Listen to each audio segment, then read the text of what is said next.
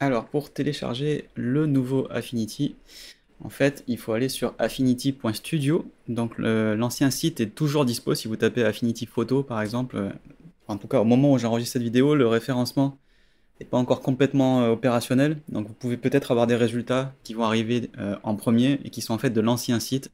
Mais normalement, si vous tapez Affinity Studio ou Affinity Canva, vous allez probablement tomber sur le vrai, le nouveau. On voit que le logo a un petit peu changé. Alors, vous avez, j'imagine, compris que c'était gratuit. Vous êtes peut-être en train de vous douter qu'il y a un petit mais. Alors, bah, pour une fois, il n'y en a pas. Le seul mais qu'on peut trouver à dire c'est pas gratuit, c'est que si vous voulez accéder aux fonctionnalités de l'IA, c'est-à-dire ce qu'ils appellent le Canva AI, qui est un espace de travail dédié à l'IA dans la nouvelle application, effectivement, là, il faut avoir un compte pro chez Canva. C'est-à-dire que quand vous allez télécharger ici Affinity, il va falloir vous identifier. Et du coup, en fonction de quel abonnement a été détecté, vous aurez certaines fonctionnalités ou pas. Évidemment, on va le voir en allant dans le logiciel. Mais sinon, c'est vraiment intégralement gratuit. C'est-à-dire que si vous avez un compte Canva gratuit, sans option payante, pas de truc premium, etc., tout le logiciel va fonctionner. Ça correspond à trois logiciels qu'on avait avant. Là, j'ai laissé ouvert Affinity Photo parce qu'on va aller y faire un petit tour évidemment pour comparer. Ça, ce Affinity Photo, c'est un Affinity Photo que j'ai payé il y a plusieurs années. Alors c'était déjà pas cher parce qu'avec une licence, on pouvait rester plusieurs années de mise à jour. Je crois que j'ai payé une seule fois Affinity 1.5 ou je sais plus quelle version, c'était en 2015. Et quand Affinity 2 est sorti, j'ai racheté une clé. Mais en gros, ça m'a coûté, ça a dû me coûter une centaine d'euros ou en genre 10 ans, quoi. C'est évident que si vous comparez au prix du Creative Cloud, évidemment, bon, il n'y a même pas de comparaison possible. Donc on va démarrer Affinity, donc le Affinity by Canva. Au moment où j'enregistre cette vidéo, je viens de faire la mise à jour 3.0.1. Évidemment, au moment où vous la ferez, à moins que vous suiviez pile au moment où la vidéo sort, c'est-à-dire probablement dans les jours à venir, une fois que j'aurai fini d'enregistrer, mais vous aurez probablement un numéro de version plus élevé. Les mises à jour ont toujours été très nombreuses, très suivies par l'équipe, avant même qu'ils se fassent racheter par Canva. C'est-à-dire avant, enfin, c'est toujours une petite équipe qui est intégrée à Canva, donc maintenant j'imagine qu'ils ont accès à un peu plus de moyens, mais foncièrement je pense qu'ils ont, c'est resté quand même une équipe assez réduite. Et vraiment l'optimisation et la fréquence des mises à jour, en gros tout le suivi technique de cette application a vraiment été depuis le début assez exceptionnel.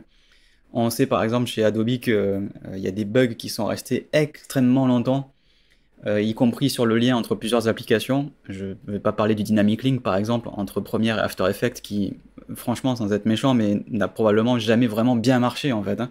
Au point que c'est devenu une blague entre personnes qui font de la vidéo et qui utilisent Premiere parce que ce truc-là est quasiment inexploitable depuis le début. Dès qu'on travaille sur des gros projets, ça plante. Et ce truc-là a jamais été vraiment corrigé en fait. Et des exemples comme ça, il y en a beaucoup. Alors que chez Affinity, bon évidemment il y a eu des bugs, mais il n'y a jamais eu des bugs sur des promesses qui font où en gros la promesse est juste pas tenue quoi. Ce qui n'est pas le cas évidemment chez la concurrence ou en tout cas chez Adobe on a de nombreux exemples que ces promesses là ont pas souvent été suivies d'effets quand elles n'étaient pas tenues quoi. Ça arrive, hein, on peut sortir un truc, il y a des bugs, pas de problème, personne n'est infaillible. Mais par contre le temps que les mises à jour arrivent et que parfois certains trucs ne sont juste jamais corrigés, ça on l'a déjà vu quoi. Chez Affinity c'est un peu plus rare, j'ai pas d'exemple de voilà encore une fois d'une promesse qui a été complètement ratée quoi. Donc vous arrivez la première fois sur cet écran d'accueil. Vous voyez ici qu'il m'a reconnu, donc ici je suis enregistré sur mon compte Canva, qui est un compte Canva Pro, puisque le but du jeu c'est évidemment que je vous montre aussi un petit peu les fonctionnalités d'IA. Mais cet écran d'accueil, vous voyez qu'il a un tout petit peu changé, vous voyez que l'identité a un petit peu changé, on a une espèce d'ambiance, il y a une charte graphique un peu noire-verte maintenant, alors qu'avant il y avait une charte par application. Donc en gros, on avait Affinity Photo qui était violet, on avait Affinity Designer pour le vectoriel qui était bleu, et Affinity Publisher pour la mise en page qui était orange. C'était le tiercé d'applications qui permettait en gros de faire évidemment une alternative à Photoshop pour Affinity Photo, une alternative à Illustrator pour Affinity Designer, et une alternative à InDesign pour Affinity Publisher. Affinity ne s'est jamais concentré sur autre chose que la trilogie, c'est la bonne vieille trilogie du design graphique qui existe depuis 30 ans maintenant, qu'on a plus ou moins tous connus et utilisés à un moment, ou pas, parce que dans cette vidéo, je vais m'adresser aussi à ceux qui ont jamais utilisé les applications Adobe, évidemment, mais vous comprenez bien que ne pas faire le parallèle est impossible, tant la cible visée est évidente, en sortant une application qui réunit les trois logiciels majeurs de l'histoire de l'infographie, et ce, de manière gratuite. C'est quand même assez inédit ce qu'ils sont en train de faire. Donc il y a beaucoup d'influenceurs qui vont balancer des game changers à tout bout de champ à chaque vidéo. Notamment quand on parle d'IA, tous les 3 jours, il y a un truc qui est game changer, alors qu'en fait, ça game change rien du tout.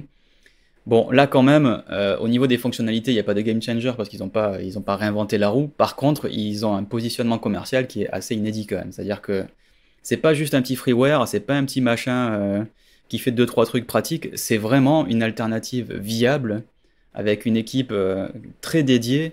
Encore une fois, avec des mises à jour très fréquentes et une optimisation vraiment très bonne. Et tout ça gratos. Donc là-dessus, c'est difficile de ne pas parler évidemment de son concurrent direct qui est chez Adobe, qui est Adobe. D'autant plus que 3 applications chez Adobe, c'est inévitablement un abonnement plein pot à 65 euros par mois. Vous pouvez pas faire autrement. Photoshop tout seul, ça doit être 13 ou 14, je crois, euros par mois. Une application toute seule, par exemple, vous voulez juste Illustrator, c'est 25 euros par mois. Donc déjà, si vous cumulez les deux, on commence à être à 40. Et naturellement, si vous en voulez une troisième, ben vous êtes déjà au prix de payer le Creative Cloud complet. Alors certes, le Creative Cloud complet va du coup venir avec tout le reste. Donc en gros, After Effects, Premiere, bon, si vous faites pas de vidéo, ça vous fait une belle jambe, mais forcément à 65 euros par mois. Bon, faut rappeler que ça fait quand même 700, plus de 720 euros par an. Hein. Ça commence à douiller. Moi qui y suis depuis, je réfléchis en même temps que je parle, mais depuis le début, et le début c'était en 2014, donc ça fait plus de 10 ans. Voilà, je vous laisse calculer. Alors, c'est un outil de travail avec lequel, bien sûr, on gagne de l'argent. Donc, un outil à 700 et quelques euros par an qui nous permet d'en gagner évidemment plus pour subsister. Le débat n'existe pas forcément. Par contre, quand la concurrence commence à faire un peu mieux et le fait pour moins cher, avec en plus des mises à jour, et que vous n'êtes pas, d'un point de vue, il y a tout le truc moral aussi sur l'abonnement, c'est-à-dire qu'en gros, le logiciel.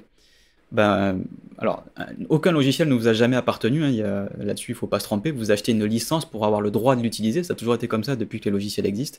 Quand vous installez Windows et que vous payez une licence, Windows n'est pas à vous, vous avez juste le droit de l'utiliser. Bon, néanmoins, il y a une question de durée qui fait que si j'ai envie, si je suis content avec mon Photoshop CC 2000, mon CS6 par exemple, ou mon CC 2014 et que j'ai envie de le garder, ben, je l'ai acheté une fois et sur 10 ans, quand vous divisez par 120 et non pas par 12, c'est-à-dire le nombre de mois, il est évident que votre outil de travail vous a coûté bien moins cher. Donc la pertinence, c'est pas de dire un outil de travail, ça vaut pas 700 euros par an, bien sûr que si. La pertinence, c'est de dire vous êtes libre de faire ce que vous voulez, de faire les mises à jour ou pas, et de lisser votre investissement pour la licence de votre logiciel sur le temps que vous souhaitez, et non pas sur un temps mensuel qui vous est imposé ad vitam aeternam. Donc voilà pour le contexte de dans quoi s'inscrit ce nouveau logiciel Affinity by Canva, et pourquoi il est gratuit, et pourquoi ça change un tout petit peu la donne quand même. Ensuite, on va parler, et pour finir ce tour d'introduction sur en gros le paysage, l'installation et de quoi il en retourne, il y a la question de l'optimisation. On m'a demandé, bah ok, mais comment ils font les logiciels comme Affinity Photo par exemple, étaient déjà très bien optimisés, mais quand même si on en met 3 en un, c'est-à-dire si on réunit photo, designer et publisher en une seule appli, moi par exemple qui ne fais jamais de InDesign, qui fait jamais de mise en page, est-ce que je vais pas me retrouver avec un logiciel qui est du coup un tiers plus lourd, je vais en gros trimballer tous ces trucs-là sur mon dos, alors que je m'en sers jamais et ça va être lourd. Écoutez, je vais vous montrer le truc, la preuve en exemple. J'ai ici démarré les deux logiciels, j'ai Affinity Photo et j'ai Affinity, le nouveau donc, et vous avez un Affinity donc qui contient les 3 logiciels qui est en mémoire vive, plus léger que Affinity Photo 2 tout seul. Alors, me demandez pas par quelle sorcellerie ils ont réussi à faire un truc pareil, mais si vous posez la question de est-ce que c'est optimisé ou pas, vous avez là votre réponse, quoi. Et au niveau du poids sur le disque dur, c'est pareil, hein, ça fait sensiblement le même poids. Je me demande si d'ailleurs Affinity est pas un peu léger. Faudrait vérifier, mais je sais que sur Mac j'avais vérifié et c'était à peu près le même poids, quoi. En tout cas, à télécharger, c'est même plus léger. C'est-à-dire quand vous le téléchargez la première fois, l'application est plus légère pour installer les 3 trucs d'un coup. Donc en termes d'optimisation, on n'y perd pas non plus, loin de là. Vous avez en fait un logiciel qui est même un peu plus léger en mémoire vive que ce qu'on avait auparavant, et évidemment encore plus si on démarre photo, designer et publisher à la fois. Et juste, alors, pour la blague, du coup je suis obligé de le faire, j'utilise toujours Photoshop énormément, je suis toujours fan de Photoshop, il y a plein de choses évidemment sur lesquelles je suis habitué. Je pense pas qu'il y ait des choses que je ne pourrais pas faire avec Affinity, mais bon, le poids des habitudes me fait que je vais pas non plus laisser tomber Photoshop demain, donc ça je l'assume, il n'y a pas de problème. Mais je démarre juste Photoshop pour vous montrer quand même le poids dans la RAM. Alors on va taper du coup photo, tac, et regarde, ça me fait marrer parce que bon, je m'y attendais, mais j'avais pas le chiffre en tête. Le poids en RAM de Photoshop 2026 qui vient tout juste de sortir, et sur lequel il n'y a rien là qui tourne, hein, c'est juste l'écran d'accueil. Donc juste l'écran d'accueil de Photoshop, comparé au reste, donc Affinity qui faisait 500 ou 600 mégas, donc on est à 2 gigas en mémoire vive. Quand vous savez que quand vous identifiez que quand même les constructeurs ont malheureusement tendance à souder la RAM sur leurs ordi, donc Apple évidemment au hasard. Donc là j'enregistre sur un PC, mais j'ai un Mac mini sous le nez là à côté de moi. Donc comme vous le savez, si vous me connaissez depuis un moment, je n'ai pas choisi de religion, j'utilise les deux avec beaucoup de bonheur pour faire des choses très différentes. Donc je suis très content d'avoir un Mac pour certaines raisons et un PC pour une autre raison, et des fois je suis aussi très énervé pour d'autres raisons, parce que tout n'est pas parfait chez l'un et chez l'autre.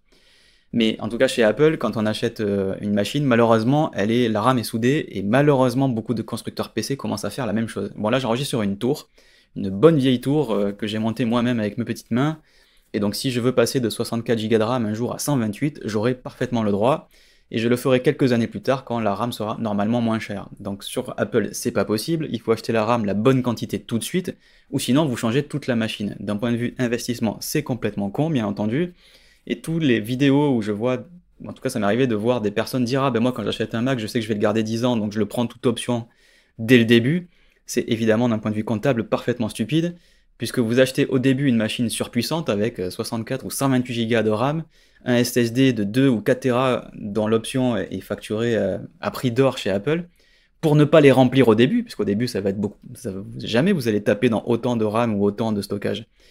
Et au moment où vous allez devoir taper dedans, parce que voilà, au bout de 4, 5, 6 ans, effectivement, les trucs prennent plus de place et sont plus gros, ben à ce moment-là, l'équivalent de cette marchandise coûte beaucoup moins cher. Donc vous l'avez payé au prix fort au début pour ne pas l'utiliser, et 5 ans plus tard, vous avez un Mac qui du coup a 5 ans en termes de performance de retard, mais qui pour la RAM et le SSD facturé à prix d'or, là vous allez commencer à l'utiliser. Sauf que à ce moment-là, la RAM et le SSD sont bien moins chers. L'exemple pour ceux qui n'y croient toujours pas, c'est qu'avec Apple Intelligence, Apple a passé, bon seigneur, sa RAM de 8 Go à 16 Go en minimum, en standard. Ça veut dire que même eux, ils finissent quand même à un moment par admettre que le minimum, il est un peu, c'est un peu l'edge, ce qu'ils ont prévu.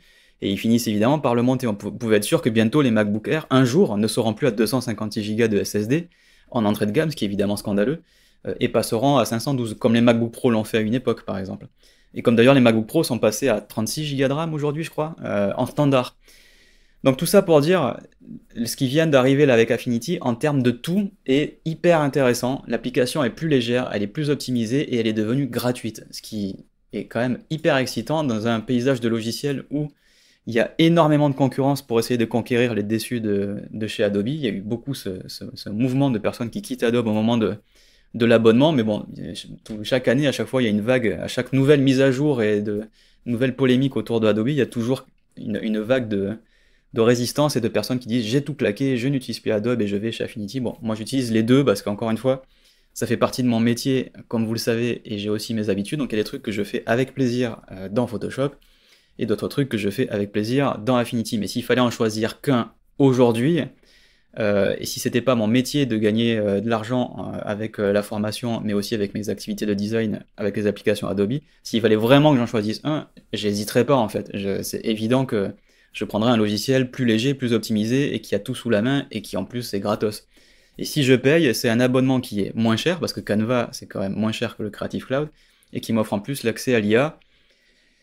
Bon, après, à vous de comparer avec votre utilisation, mais voilà pour cette introduction à c'est quoi la place d'Affinity by Canva aujourd'hui. On va voir dans la prochaine vidéo, ou dans la suite, si vous regardez sur YouTube, l'écran d'accueil, et on va voir du coup comment ça s'articule. C'est quoi avoir 3 logiciels en un dans le nouveau Affinity? On a photo, designer et publisher dans un seul logiciel. En gros, à quoi ça ressemble? On va essayer de répondre à ça dès la prochaine vidéo.